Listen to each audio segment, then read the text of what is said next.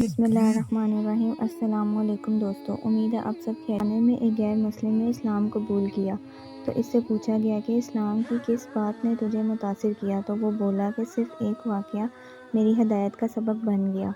کہا مجلس رسول صلی اللہ علیہ وسلم لگی ہوئی تھی، لوگوں کا مجموعہ تھا۔ ایک شخص نے عرض کیا، حضور میرے لیے دعا کریں، میرا بچہ کئی دنوں سے مل نہیں رہا، مل جائے۔ قبل اس کے کہا حضور کے ہاتھ اٹھاتے ایک شخص مسجد میں موجود تھا کھڑا ہو گیا، حضور میں ابھی فلاں باغ سے گزر کر آیا ہوں، اس کا بچہ وہاں بچوں کے ساتھ کھیل رہا تھا۔ باپ نے جب سنا کہ میرا بچہ فلاں باغ میں کھیل رہا ہے تو اس نے دوڑ لگا دی۔ آپ صلی اللہ علیہ وسلم نے فرمایا اس کو روکو اور واپس بلاؤ۔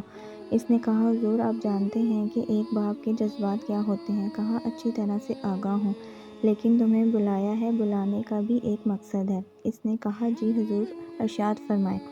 کہا جب باغ جاؤ بچوں کے ساتھ اپنے بچے کو کھیلتا ہوا دیکھو لو تو بیٹا بیٹا کہہ کر آوازیں نہ دینا، لگ جانا، جو نام رکھا ہے اس نام سے پکارنا۔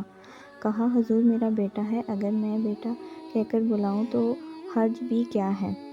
فرمایا تم کئی دنوں کے بچھڑے ہو، تمہارا لہجے میں بل لاکارس ہوگا اور تم نہیں جانتے کہ کھیلنے والے میں کوئی یتیم بھی ہو، اور جب تم اپنے بیٹے کو بیٹا کہہ کر پکارو گے اتنی میٹھے لہجہ ہوگا تو اس کے دل پر چوٹ لگے گی اور کہے گا کاش آج میرا بھی باپ ہوتا، مجھے بیٹا کہہ کر پکارتا۔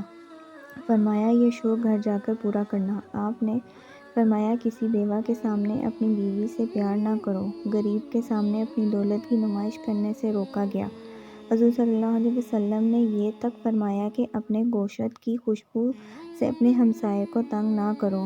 اس غیر مسلم نے کہا کہ حضور صلی اللہ علیہ وسلم کے اس واقعے نے کسی یتیم کے سامنے اپنا بیٹے کو بیٹا کہہ کر پکارا، اس نے مجھے بتایا کہ اسلام کیا ہے۔ سبحان اللہ۔